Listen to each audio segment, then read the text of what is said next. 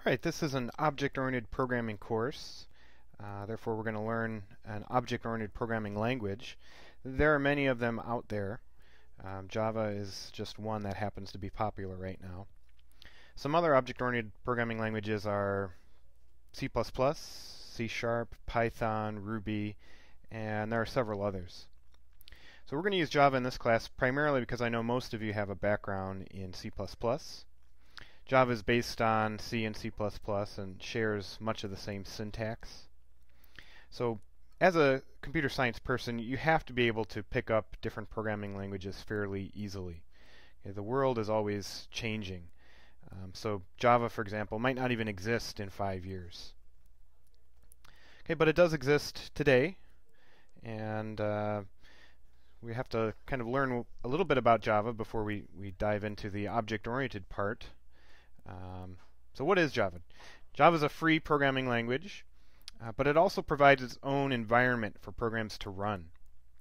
So almost all programming languages are free to use these days, but not all of them provide this custom environment to run their programs.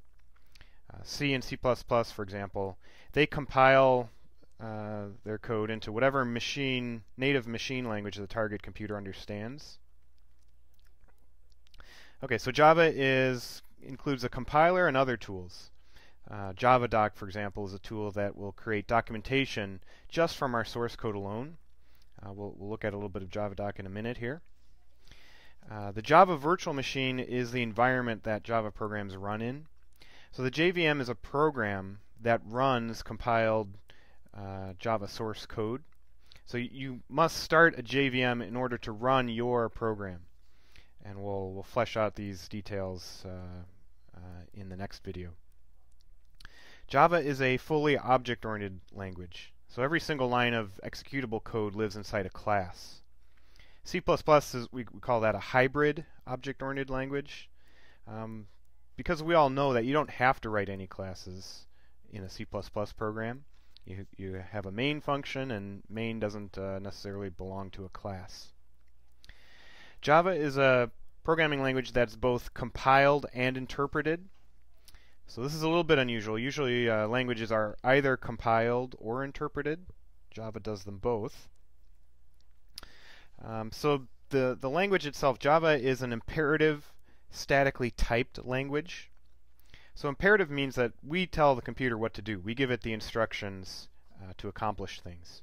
So think of a for loop, for example. There are some languages that are declarative. With these, we just kind of state what we want to happen, and the computer figures out a way to accomplish it.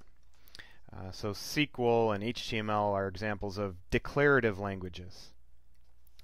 A statically typed language promotes defining classes and hierarchies of classes that must be used according to the specification described in the class. So compilers are really good at checking our code to make sure that we're using our objects correctly.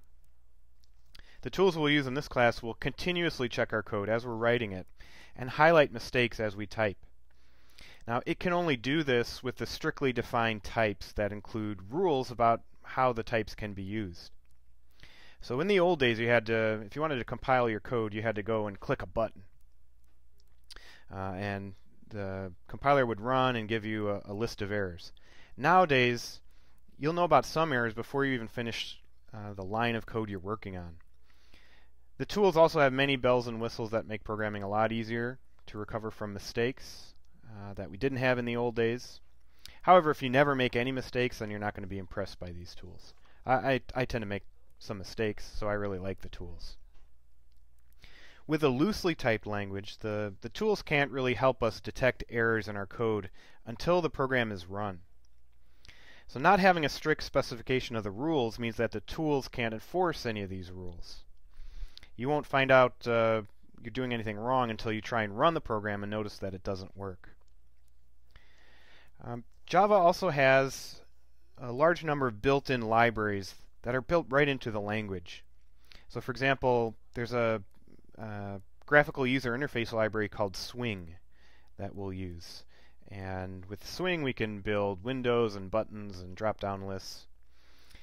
Java has a great networking library. You can create sockets and send messages to other machines. It has multi-threading built in, so nowadays we have multiple processors, and we might want to split a program among multiple processors. One way to do that is with multi-threading. So one advantage of including these in the language is that you will most likely not use or have to learn competing libraries to accomplish these tasks. So most Java programmers are using the exact same set of built-in libraries. So if you decide to switch to a different group or a different company that's using the Java programming language, it's a lot easier to make that switch because pretty much developers are using the same built-in libraries. Now C++ has many competing libraries for GUI stuff, for networking, for multi-threading. And it's a lot less homogeneous programming experience, meaning if you switch jobs, there's a good likelihood that you're going to have to learn a new library because there were no provisions in the language itself to do those things. Another great thing about Java is extremely well documented. So this is an example of JavaDoc, the documentation that's created entirely from source code. Okay, so here's the JavaDoc for this class called System. System represents basically the environment or the running system. And we can do things like print to the screen and kill a program and get the current time. A lot of things we can do with the system class. And if you're ever curious about, well, how does something work? Well, you'll open up the JavaDoc here, and you'll just go click on a method, and it gives you a little bit of information about the method. It tells you about the parameters, it tells you about any exceptions that are thrown, and so on. And again, all of this stuff, these are web pages, but they were generated by a tool looking at our source code, and the tool generated these web pages.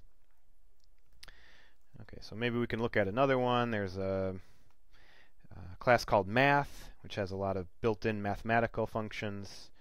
So we have some fields or some constants here for e and pi.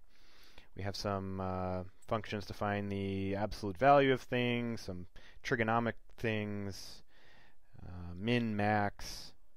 And again, if you want to find out how one of these works, you just click on some JavaDoc, and it will give you a lot of information.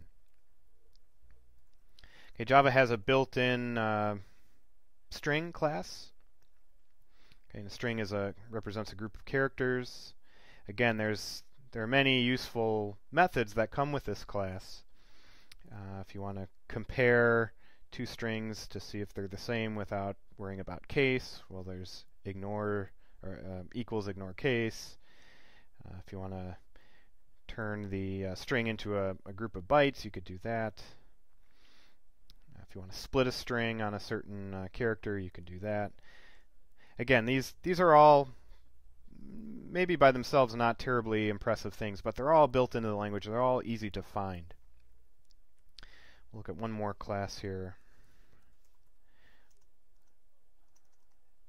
If we look at the object class, we'll find out soon that the object class is the root of all classes in Java.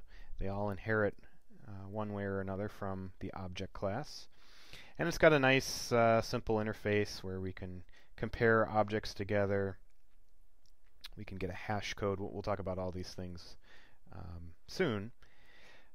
But this I think is one of the real benefits of Java, is this built-in documentation. It makes it very easy to find and use classes.